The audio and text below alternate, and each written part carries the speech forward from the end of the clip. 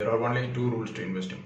Rule number one is never lose money, and rule number two is never forget rule number one. I've dropped a video in a link below in the description. It talks about those rules and many other rules. Coming to this video, it's about active investing and passive investing. Let's say you want to make biryani, you call up the supermarket. The supermarket guy will actually go over the racks and take the biryani rice, spices, and all those stuffs, and then he will package it and it will send it to your home. Then you call the butcher and ask him for meat, which he will actually send it to your house, and he will suggest that you can have a chicken as side dish. Passive investing is similar to this. So you don't actually go and buy the stuffs yourself. You just place the order and you get the stuffs, and you don't decide on what to buy and how much to buy.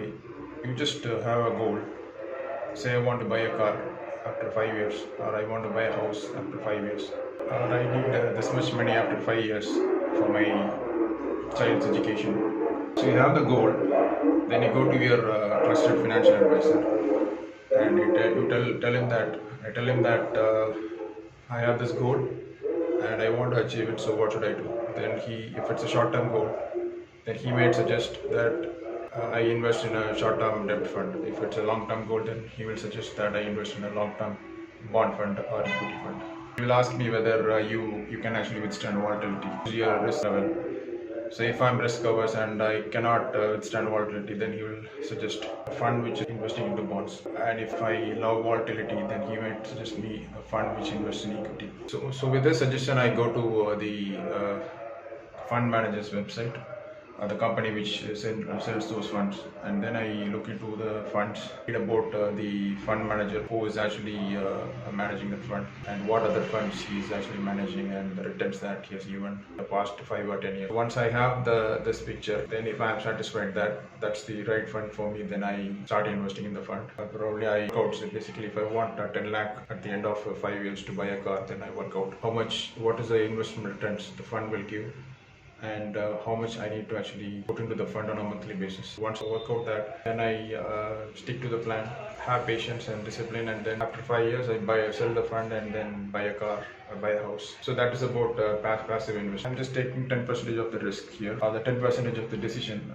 I make, and the 90% of the risk or the decision lies with the fund manager, and he charges some amount for that. So that's about the passive investing. Next is active investing. So active investing is if I want to make biryani, I go to the supermarket myself, and then I go to the racks one by one. I go to the biryani rice rack first, see the brands, their prices, who sells the longest rice, things like that. Then I pick a brand and then purchase the rice. Then I go to the spices section, and similarly I research what are the products which are available and how much is the cost, who is selling cheap. I investigate those things and then I purchase the spice. Then I go to the butcher shop and purchase mutton if I want to make mutton biryani, or I purchase chicken if I want to make chicken biryani. So the entire decision I take, and I directly purchase the products. So active investing is something like go to the market and find some products, find out which company is manufacturing the product. Then I go to the website of the company, start researching the company. Or I read about the company in the newspaper. That is a starting point. I go to the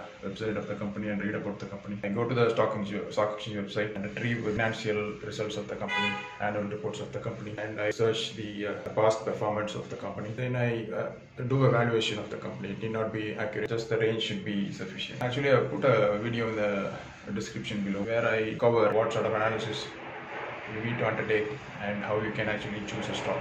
And also there is another video which I have dropped in the description. Once you have chosen the stock, how much you should allocate to each of the stocks.